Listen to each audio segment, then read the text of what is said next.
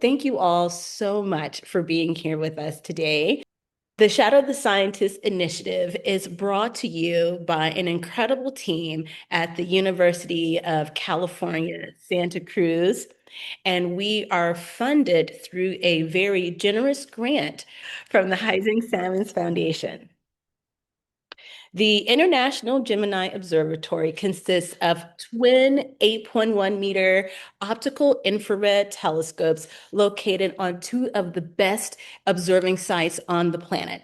The Gemini North telescope is located here on Hawaii's Maunakea as part of an international community of observatories built to take advantage of the superb atmospheric conditions on this long dormant volcano. Gemini South Telescope is located on Cerro Patron in the Chilean Andes, where very dry air and a negligible cloud cover make this another prime telescope location. Now, by incorporating technologies such as the laser guide star adaptive optics and multi-object spectroscopy, astronomers and the Gemini Partnership explore the universe in unprecedented depth and detail. I would like to introduce our science hosts, Aaron Figura and Brian Lemo. Welcome, everyone, to the Gemini control room. My name is Aaron Figura. I am one of the science operations support staff here at Gemini. I'll talk to you a little more about what I do, but basically part of my role is to operate the telescope and to act as observer, depending on what's required of me. And I'll talk a little bit more about that over the course of our time together here. Over to my side here is my observer for the night, Brian. Hi, everybody. So my name is Brian Lemo. I'm a staff scientist here at Gemini North. Aaron, myself, and Jamika are all in Hilo. That's on the east side of the big island of Hawaii. Our telescope is located about 40 kilometers away from here. So we're actually, pretending tonight to observe remotely. There's actually, it turns out it snows in Hawaii. And there's a giant snowstorm on the mountain in which our telescope is located. So we're here mostly to watch the snow and enjoy the ride with you guys. So we're going to show off some of our instrumentation, some pictures of our telescope, some of the pictures that our telescope has taken. And we'll talk a little bit about telescope capabilities a little bit. So I'll pass back to Aaron if you want to kind of set things up or. All right. So you do see our control room here. We have generally two of us on staff during the night, an operator and an observer. The operator is going to be responsible for the health, first and foremost, for the health and safety of the telescope and all of the associated systems. So the instruments that are actually going to be recording data, the building itself, the enclosure, which is our dome, which can rotate and open and close, down to things like our plant room where the instrument chillers, coolers are. There is a very large amount of systems that I am responsible for the safety of. And we watch over conditions such as our weather conditions right now. If you look on the wall over to the side here, you'll see a number of monitors. First of all, we have mini monitors. This room would make a gamer go mad. But we have a very large number of large monitors on our wall here that show us what the conditions at the summit are. As Brian mentioned, the summit is about 40 kilometers away and about 4 kilometers above us. We're sitting in Hilo at sea level, and the summit's at 4,200 meters? Yep. So it's the conditions up there are very different from what they are in Hilo. Interestingly enough, the view of the clouds there is very similar to what we usually have in Hilo. The snow up there is not. But so we use a lot of these screens to help us understand what the weather conditions are. And my role is to take that into account and protect the telescope. So for example, right now we are well closed up because high humidity, precipitation are all bad for pretty much everything inside the dome. This I'll be quite honest, this wasn't a surprise to us. We knew that we've had a large storm system, actually two large storm systems, the second of which is moving in tonight here. That's basically kept us closed for the past week. Yeah. A little over a week, I think. But since last Tuesday, basically. Since last Tuesday. So basically since the last volcano eruption. Since the last volcano eruption. I was up at the summit today, and it's really amazing not only to see snow, but to see cinder. Because we'll get we have these large fountaining events where we had lava fountaining over what was it? It was 500 meters. over 500 meters. And that stuff, all of that very fine cinder and ash will get into the high atmosphere. Yeah, and it so went about 8,000 meters in the air. Yeah. So I was actually up on the summit last Tuesday. Okay. Wearing Subaru. And I saw the plume rise above Maunakea. Yeah. The wind came north. So you can, we could easily see that cinder in the snow and these dark traces. One of those things that's a reminder to us as to me as an operator, how important it is to keep aware of conditions. And, we have technically 4 active volcanoes on the island, one of which it erupts frequently, Kilauea. And so particulate matter and volcanic gases can pose problems. So that's kind of the state we're in right now. We are closed up because of the weather, and that will probably, I suspect, will be closed for the next few days, probably through the weekend at least, if I have any guess.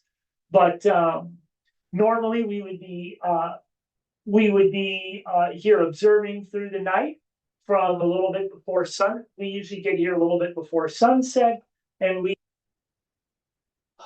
hopefully around sunrise, but sometimes after sunrise. So they end up being very long nights. But I'm also in charge of moving the telescope, of directing the telescope to the locations that the observer, played by Brian tonight, directs me to. So I will move the telescope, establish telescope guiding, and take care of any other technical things that have to be done with the telescope in order for us to start collecting data. Brian, would you like to talk a little bit about Yeah, sure. So right, so the Gemini Observatory is a large collection of very eclectic people. So there's about 140 staff total, I think, across the 2 sites. So about 70 staff per site. At nighttime, we have 2 people. 2 people? But we have people working during the day to make sure that every single second that we have at nighttime, we can use for science if the conditions are right. We had 11 people up at the summit today. Yeah. And that's a small section of the engineers and Yep. technicians who work here. Yeah, so Aaron, in fact, was up at the summit at 4,200 meters today. It's a very harsh environment on a good day, and today was even harsher. And you were up there from probably 7 in the morning until 5 p.m. So we leave here at 7 and get back around a little after 5. So we're up there. It takes about 2 hours to get up from Hilo up to the summit, including a 30-minute rest period, acclimation period at night at about 3,000 meters. Yeah, right. So it's very high altitude. Oxygen deprivation can be a problem. So moving slowly up there, you're dealing with 340 tons of telescope.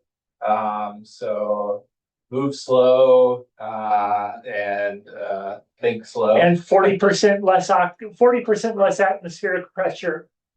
Yeah. So each breath gets you less. Yeah. So during the day, Aaron and others did the hard work so that we could sit here at sea level to collect astronomical photons from the universe. Unfortunately, we're not doing that tonight. But I just noticed actually our sister telescope in La Serena in Chile, they just ended their night. So Gemini Observatory is made up of these two different observatories. Let me share other screen.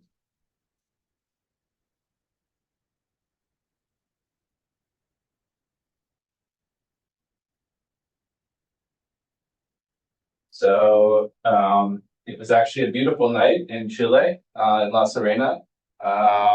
The night was very clear. There was quite a bit of atmospheric turbulence, but they were able to observe all night. So Gemini wasn't shut out for the night. We're offset by what is 7 hours right now? Yeah, 7 hours. So a lot of times when it's night there, it's day here, and vice versa. They're a hemisphere away, and so they're at minus 20-ish latitude. We're at plus 20. And so we can cover basically the entire sky. So that's important when you have snowstorms, for example, in Hawaii, storms in Chile. The seasons are reversed. So we generally get some astronomical photons on a given day, night. Those not be coming from Hawaii. From Hawaii, right? Yeah. So my job as an observer is well, I do a lot of different roles here at the observatory, as does Aaron. So Aaron played day crew today and then night crew tonight. So near 24-hour shift. Welcome to astronomy. So my role tonight would be so we are a Q-based observatory. What that means is that people from all over the world provide scientific ideas of how to use our observatory, so they will apply. And in fact, it's truly all over the world. Gemini is one of the only big telescopes that invites applications from anywhere in the world through the U.S. Open Skies policy. And so if you have a great idea, you can write a telescope proposal. It's evaluated by a committee anonymously on both sides of scientists. If they like your idea, then that idea will go to, well, our Q coordinator. So that's the staff member that decides how to put together all these wonderful scientific observations on a given night. Usually the Q coordinator makes up somewhere between 10 and 15 different plans for a given night. Each of those plans consists of, well, it's an alopeke night. Could be 50 to 70 different observations. Aaron loves those nights, especially as operator. Moving the telescope all around all the time. But generally 10 to 20 different scientific observations. And so my job as an observer is to kind of interpret the weather, interpret these different kind of matrix of different observations, and decide at any given moment what astronomical object we're going to look at. And so then I would say to Aaron, hey, Aaron, can you please move the telescope to right ascension this and declination this, which is latitude and longitude on the sky, on the celestial sphere. And Aaron will say, absolutely not, we're close. There's no out there. Are you kidding me? We're not going to do that. On a clear night, Aaron would say, yeah, that's a great idea. We'll slew there, we'll move the telescope there. And then Aaron and I would work together to set up our telescope. Precision that we need on this incredibly large, incredibly heavy telescope is a very, very small angular distance on the sky. Generally, we ask for precision of better than 0.1 arc second. So just to give you guys an idea of what that, if you were to extend your arm all the way out, hold just a finger there and close one eye. If you, that patch that you're covering up with your fingernail, that's 1 degree on the sky, roughly. And so if you divide that by 3,600, that's 1 arc second. And then you divide that again by 10, that's 0.1 arc second. So it's 1/36,000th of a fingernail held at arm's length. That's the kind of precision that we need to center up an object. So if I say, let's go to this exploded star, let's go to this remnant star, let's go to this galaxy or whatever, then Aaron and I would work together to get that kind of precision, pointed at that kind of precision. Then we'd usually sit there for about anywhere between, let's say, 15 minutes and an hour, taking observations, and then we'd move on to another target. So that's my role. I also play Q coordinator. I also play acting head of science operations. I also play researcher. And yeah, so I'll give a quick overview of the capabilities of Gemini, and then we can maybe show some screens. Sure. Does that work? Okay. The Maunakea Weather Center shows some of the same information that you can see on the screens here behind me, and also Do you have here on the wall. do you have our status page that you can drop in there? I do. I will drop the. Send that to you, because we have humidity data on there as well. I will do that right down here. Thank you. But don't trust the humidity and the temperature that you see from that page right now. So our stuff is frozen basically right now. Some of it's So cold. Humidity, yeah, the relative humidity on that page is 7%, and the temperature is reading like minus 24.7 C or something like that. Yeah, but it's cold and one of the detectors from so there are a number of observatories up on the Mauna, and we collaborate more than we compete, really. And so one of the things we do is, for the safety of our equipment, for the safety of our people up there, we share environmental data among ourselves. So one of the we've got a couple of sensors from our neighbor telescope, the Canada, France, Hawaii telescope, that have been reading incorrectly. Yeah. So it's been a prolonged period of cold and very high winds and humidity. This is not this level severity for this long is not common up there. it's not common. Things It's had some definite repercussions on equipment up at the summit. Yeah. We've had over a week and a half of 100% humidity conditions. So there's water where there shouldn't be water. Yeah. And also that's pretty much the size of it, really. There's water where there shouldn't be water. There should be and water. it's freezing and unfreezing all the time. Yeah. There's also been 300-kilometer-per-hour winds on the summit. A couple of days ago, it peaked up at 160 miles per hour, so 300 kilometers per hour. So it's been crazy here. This is the Hawaii they don't tell you about. That's right. But this is kind of typical weather for this time of the year, not necessarily with such strong winds and things, but between January and say April, we do tend to get some snow and some kind of weather issues that can affect observing around this time. Temperature, yeah. Much And more we actually often. had an absolutely beautiful last 6 months. I mean, we barely lost, a few nights. So yeah, we were due. Okay, I'll run through quickly just the basic Gemini Observatory capabilities. So this is just giving you guys an idea of what we normally do. It's an introduction slide. I won't say too much about it, but anyways, that's me. That's Gemini North on the left there. This is my research group up on Maunakea. And my research in my spare time, I try to find the largest structures in the universe, in the most distant parts of the universe. So that's fun. I like doing it. I also like hanging out in Hilo, going in the water. That's my 3.5-year-old son there. That's right in Hilo Bay, hanging out there. So this is Gemini. We have 2 telescopes, as I mentioned, one in Chile and one in Hawaii. We have 7 partners from all over the world. They're listed here. So it's Korea, Hawaii, Chile, Argentina, Brazil, United States, Canada. United States being the majority partner. But as I mentioned earlier, the United States has an open skies policy. So anybody in the world can apply to Gemini through the United States time that we have on both of these telescopes. Right. So it's a bit more complicated than this, but the basics of astronomy, the basics of what we do here, there's kind of 2 modes with our telescope. The first one is imaging.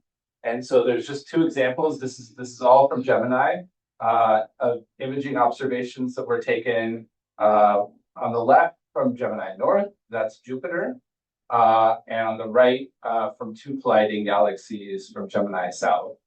And so if you'll notice these pictures, and so we don't necessarily color at the telescope, but we do observe wavelengths. And so you can combine all those different wavelengths, you can assign colors to them, and then you can make these really beautiful pictures here. And in fact, several of the Gemini staff have expertise in making these pictures. They're listed here. And they took our data, processed the data, and made these gorgeous pictures. And so imaging is one mode. That's kind of how we start looking at most astronomical objects, is we take images in different wavelengths and we look at the colors of those objects. So that would be solar system bodies like Jupiter. It's actually a fairly common target.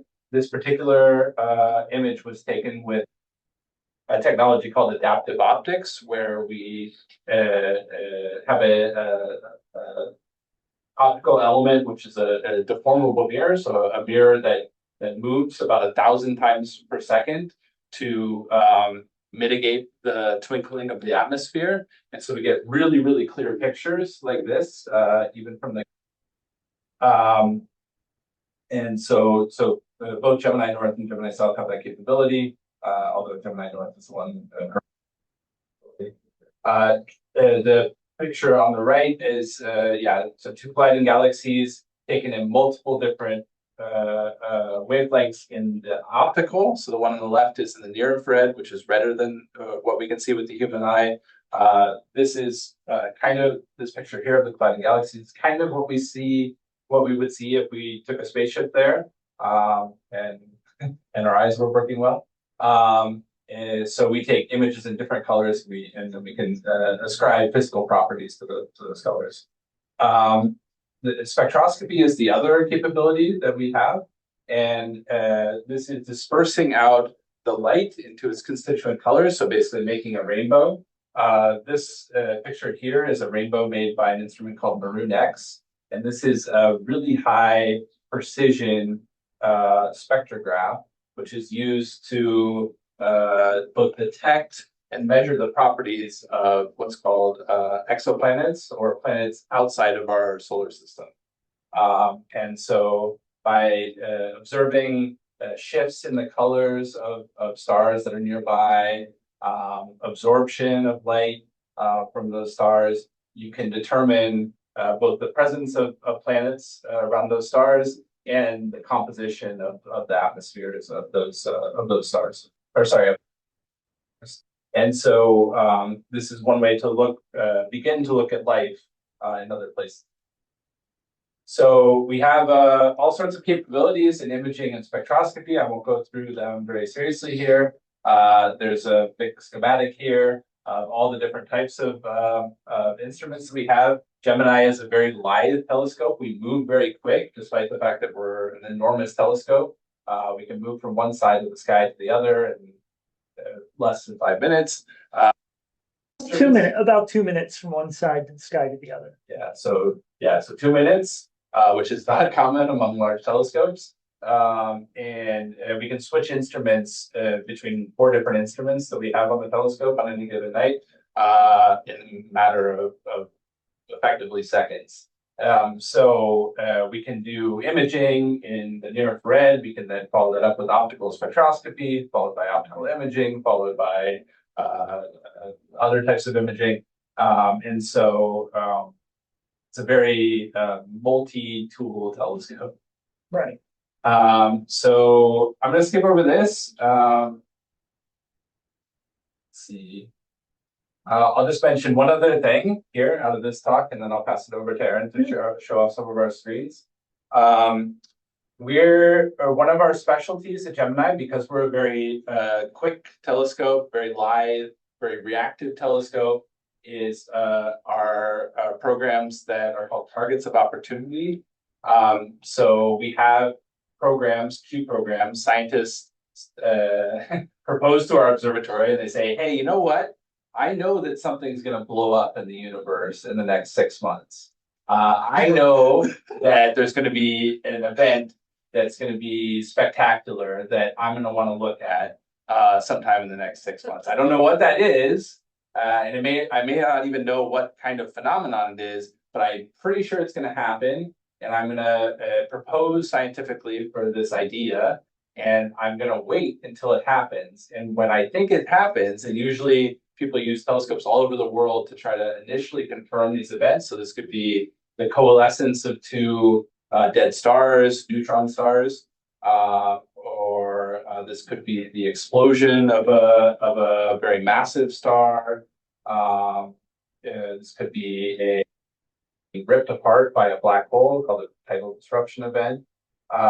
And when these scientists think that they found something, usually with smaller telescopes that are doing monitoring, they will press a button, and in this room, we will get an alert that says, attention, target of opportunity. At that point, there's a couple of different variants of this, but the most demanding of which is basically Aaron and I have to stop what we're doing, stop our normal plan, we drop everything, and we slew immediately to this event. So seconds matter. These are very highly prized observations, and getting lots of panchromatic data, so meaning lots of different wavelengths, lots of different types of information as quick as possible is really important. So we have about 20% of our time on the observatory is dedicated to these types of observations. In fact, we've been getting what we call triggers, so scientists asking for these types of observations during the snowstorm, and we've been having to say, sorry, We can't. But sometimes we transfer, if it's a target that can be observed from the south, we can transfer it to Chile. A lot of scientists have programs that are sitting on both telescopes so that no matter where in the sky it happens, they can trigger an observation, and we can take data for them. So Aaron, do you want to show some of the screens? Yeah. I'll show a little bit of the screens. So, you can see in your monitor here, I've got each of our workstations, the observer and the operator, both have 8 large monitors here. And each of those monitors essentially has 7 desktops to it. The observer mostly fills one. We kind of fill all of them. Brian, Jamika, you want to take a guess at how many windows that I regularly have open over here? My guess is in the neighborhood of 35. 35? 50. More than 50. How about 135? 35. 135. So I can't go, I certainly can't go over all those with you. I just want to show you a couple of things that I think are probably the most interesting here. And let's see if I am going to share. Looks like I can share.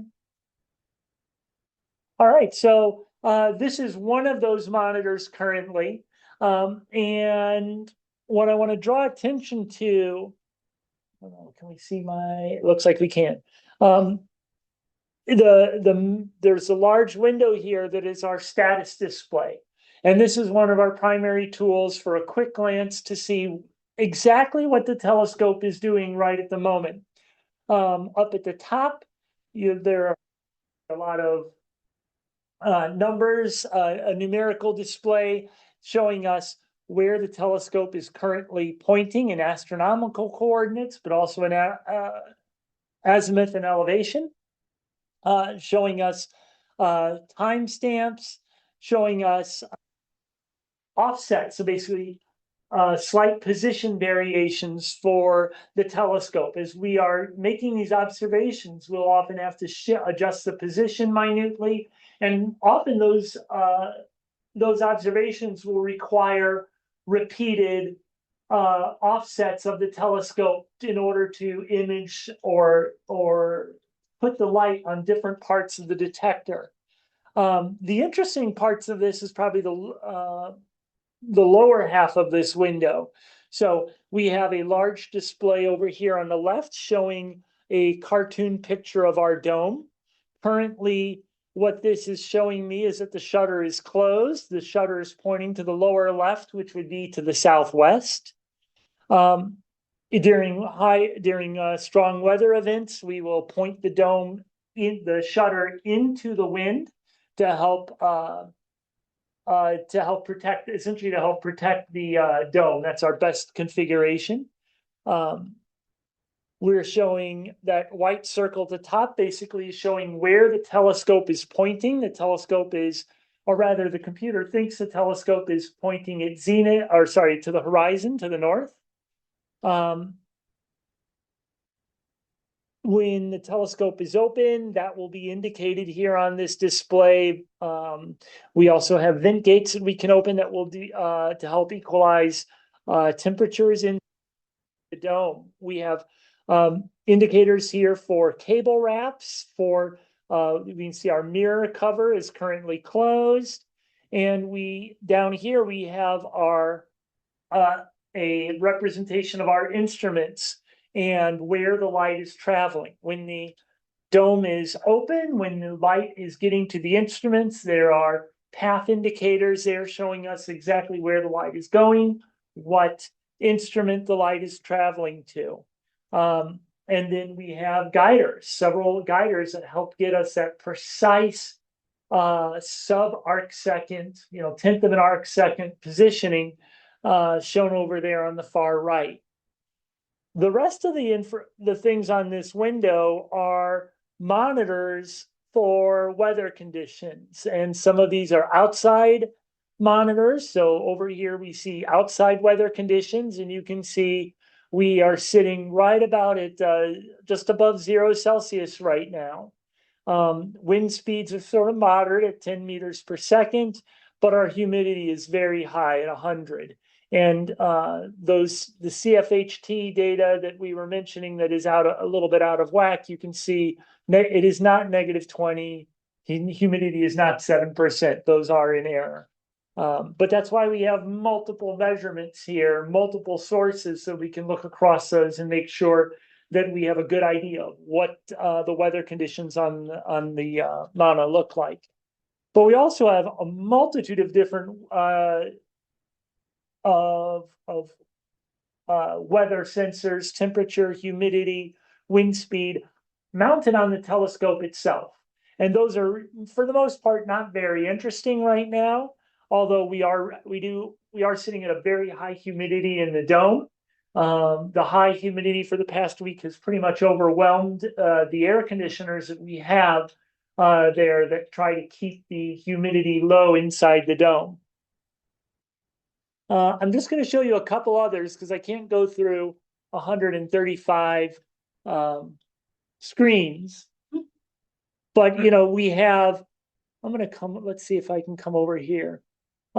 So this is one of my monitors that's showing the various equipment components that we have to look at. So here, things like dome control and the telescope mount and how the mount itself is behaving. The mirror is an 8-meter mirror, and it's about 20 centimeters thick. And that mirror is very heavy, and it does flex under its own weight. So we have a series of 120 actuators, which are shown in that lower right plot, that actually change the shape of the mirror. Because as our telescope points to different parts in the sky, gravity acts on that mirror differently. And so it will actually change the shape of the mirror. And those actuators help keep the mirror in that precise shape to give us that precise focus. So we have all of these different, let me switch here.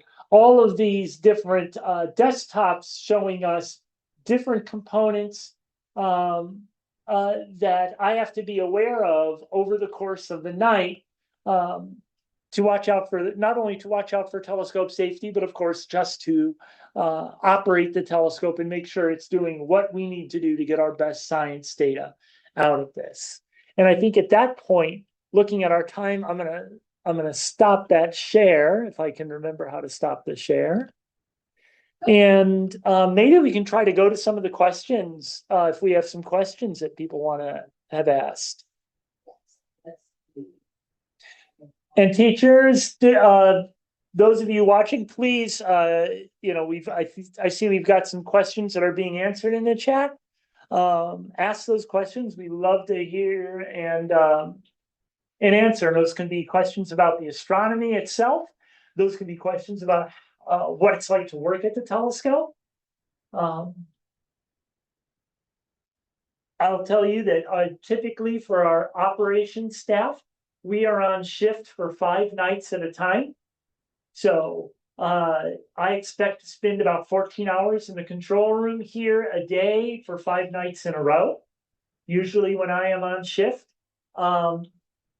it is work in the control room, go home, get a quick breakfast, go to sleep, wake up, get some dinner, and come back into the control room. So little things like I always try to prepare to have I have my meals all prepared in advance and eat leftovers through the shift, so I don't have to cook. So I need something really fast, really quick, so I can get as much sleep as I can and still get in. I have a question about the action. And Brian has been awesome in answering so many of the questions already. But this was from Theodore. Do the actuators push the mirrors down, or do they do something? Right. So so those actuators, they're basically little piston actuators that are pushing up and down. So they are moving those points around the telescope, those 120 points, up and down to give the mirror that precise parabolic shape that we need. And what do you study the most? What do we study the most? Yes, from stars to planets. What do you study most? So my take on this, I think, obviously my perspective is probably a little bit biased. Sitting here in the chair, what stands out to me the most? I think exoplanets have got to be, if not our highest, our most studied thing. There's got to be close. So we do a lot of studies of these exoplanets, of planets that are orbiting other stars. Most of these are spectroscopic studies. So we are actually looking at the light from the star. And as that planet orbits about the star, it is either causing the star to wobble back and forth. So we can learn about the planet from the motions of the star. Or it's through planetary transits. So the planet will actually pass in front of the star, block a portion of the light.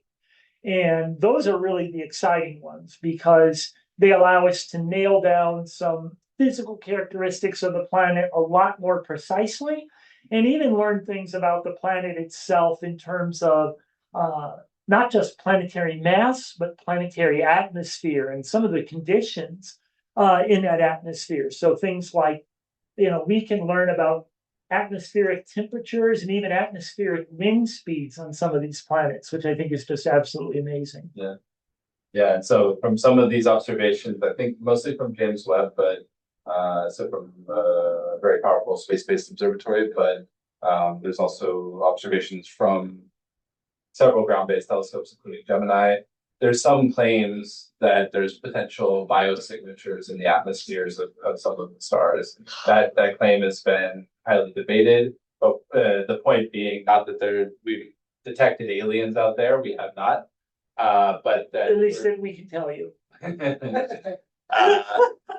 But that we're getting to the point where we are able to make these. This is the first time in the history of humanity that we've been able to make these types of measurements. And so it is becoming within the realm of feasibility, right, that we could actually make this type of detection. sometime in the not so distant future. So the question is really, have we discovered them yet? Have they really been discovered yet? Do we have enough evidence to claim that we found those things yet, or are we still right on an edge? Yeah, and in fact, we don't just limit ourselves to exoplanets. So we do actually look at a lot of objects in our own solar system. So I showed a picture of Jupiter there, but we actually look at a lot of moons in our own solar system. There's monitoring of the atmospheres of Uranus, of Titan, one of the moons of Saturn. We do actually look at Jupiter quite a bit. We look at plenty of comets that come through the solar system. I think maybe the first big observatory to look at the most recent interstellar visitor to our solar system. 3I Atlas. 3I Atlas. So this is a comet that came from another star system somewhere in our galaxy. This is the third one that we know about, probably not the third one to pass through our system. And so that was a very exciting event, and that was most of the telescopes in the world were looking at that at some point. But I am going to be biased from my own perspective. We also look at galaxies very, very far away. We look at active black holes that are very, very far away. As I mentioned, we look at things that go bump in the night, so things that explode. Really amazing things of working at Gemini. I have my own biases. I study mostly galaxies. Actually, Aaron comes from a background of observing radio waves, looking for other types of phenomena. Mm-hmm. But we get to learn and look at all this crazy cool stuff that, quite honestly, we would never look at otherwise. And what is the picture that you give us? Oh, it's a Jupiter image. You want to show that? Oh, that's really awesome. So this, yeah, sure. We have a screen up of a archival image. So one of the things that we didn't mention, but as observations go up in an archive somewhere, you can download the data off of the archive. Jamika will probably put the link in the chat. But as we take observations, we release those observations to the public somewhere between 6 and 12 months later. And then you can just download them and play with them. And so Aaron can maybe show that. Okay. So this is a little bit different from the image that you saw in the little slideshow that Brian showed you. But this is the raw data. This is what we see as it comes right off the instrument as we collect it over the course of the night. To turn that into the pretty picture that Brian showed you in that slideshow, processing has to be done to clean up that image. What you see when you look at this image here are a lot of lines. You have these arc shapes. You have this diagonal line across the bottom. These are artifacts produced by the detector itself. And every detector has limitations. And we have to do processing to clean that up and to actually get that really pretty picture. But even so, as night crew here, we're sitting here and we collect data like this and we can see here's Jupiter. It's very clear what we're looking at. We can see we've looked at Jupiter before. We know what Jupiter looks like, and we can see, here are these cloud structures. Here are these ovals that you can see there that are indicative of storm systems. I remember that not long after I started working here, our most active volcano, Kilauea, had been quiet for some months. So I always like to tell people the first actual eruption that I saw after moving to the island and starting to work here was not an eruption of Kilauea, but an eruption on a moon of Jupiter, on Io. And we could very clearly see that eruption taking place on Io, even in the raw data. So it's always very exciting, as data is coming in. we don't always, when we're doing spectroscopy, we don't necessarily get to see how exciting the data is, how or what the discovery will be. But we can, certainly when we're doing imaging, when we're going through our acquisition process, we get these pretty images, or even these not very pretty images, but still pretty, showing us, these little glimpses of the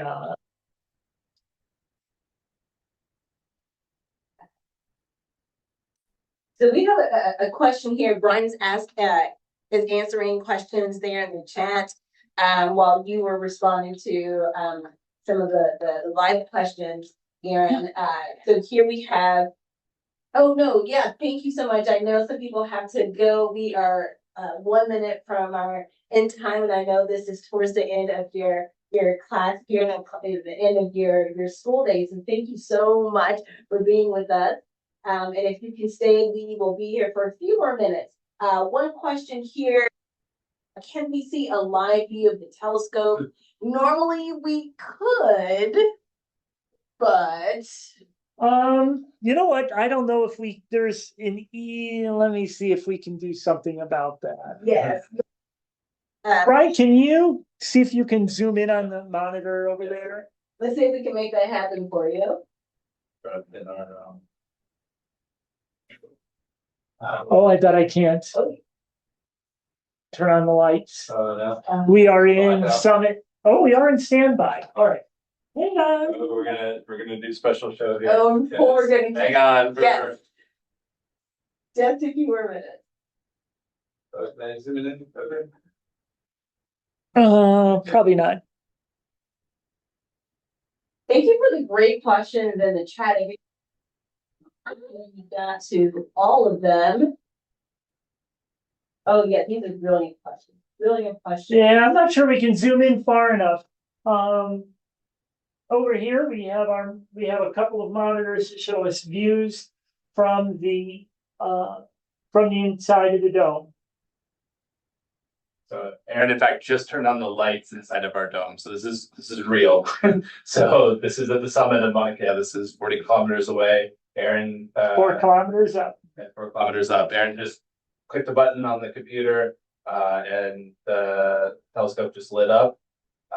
It's hard to see maybe on the monitors there, but he's panning around with one of our cameras at the top of our dome, looking down onto the primary mirror of the telescope and all the scaffolding. Which is covered up. Yeah, we can't, unfortunately, while we can share a lot of what's on many of these monitors, get on to show you a better view of that one. And that one's on an internal circuit only.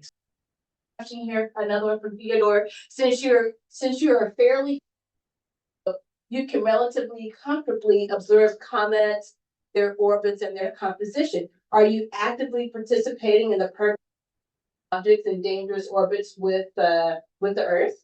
We don't typically those. We follow up on them. Usually, the job of finding goes to fast survey telescopes. So there are dedicated telescopes sitting there repeatedly imaging parts of the sky and then doing some automatic analysis to look for things that have changed, things that have moved. Thank you there, Brian. And when they find something, then they may trigger a TOO, one of those targets of opportunity that Brian was talking about earlier, to follow up. We have probably what's going to be the best asteroid finder in the world that's just come online, the Vera Rubin telescope down in Chile. And that's started to send some triggers to us so we can follow up on things that it sees. It images the entire night sky every about 2.5 days. And so it's going to be very instrumental in finding moving things and finding things that have changed, supernovae, any transient events. So that's going to be very exciting. But then once they are discovered through these other telescopes, we follow up on them and actually learn about them. Because usually these other the telescopes that are making the discovery are just telling us that they see something at this part of the sky and we don't know anything about them other than maybe, okay, this looks like this could be this is a supernova or whatever else, or a candidate of supernova or a candidate comet. And then it's the job of the follow-up telescope, which Gemini does very, very well, because we do have to switch between multiple instruments. And not a lot of telescopes do that. Many telescopes have a single instrument for the whole night, and that's what they can do. Yeah, so I would invite people, if you're interested, come back another night when we don't have snow and sleet and hail and everything else. And maybe we'll be open and we'll be observing one of these comets or exoplanets or extremely distant galaxies or something else in the universe. Thanks are not enough here, so we thank you very much for this session. It was really great, right? All the, to all three of you, a very heartfelt thanks. I know that what Mach nights mean there, but I can tell you that you made a really big impact way beyond the observatory today.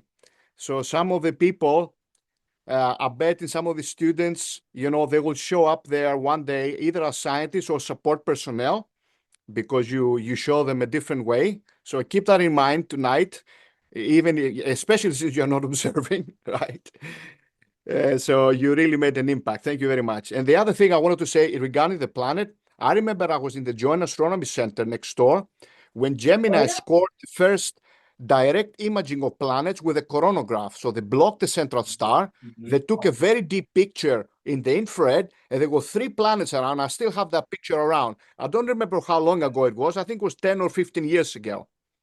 Yeah, it's been about that. 2010, yeah. Yeah, about 2010, I think. Yeah, that was G5. Yeah. Yeah, wow, nice. Very cool. Yeah, it was really impressive image. Yes, so you've got a standing invitation to visit Thessaloniki, of course, all 3 of you, right? If your road ever brings you to Europe, it's the least we can do. Thank you, and we'll meet again, I guess. So Fabulous. Thank you so Thank you much. so much. Thank you so much. Thank you very much, Jamaica and everyone in the control room. Thank you so much. Here is a view from Aristotle University of Thessaloniki. Astronomy students. Oh, it's great. Thank you so much, Nicholas, for sharing that. And it was so wonderful to work with you, and I look forward to continuing our collaboration. Yes. We'll do this again. Thank you very much. Bye-bye. Thank you. Bye. Aloha. Bye-bye. Aloha.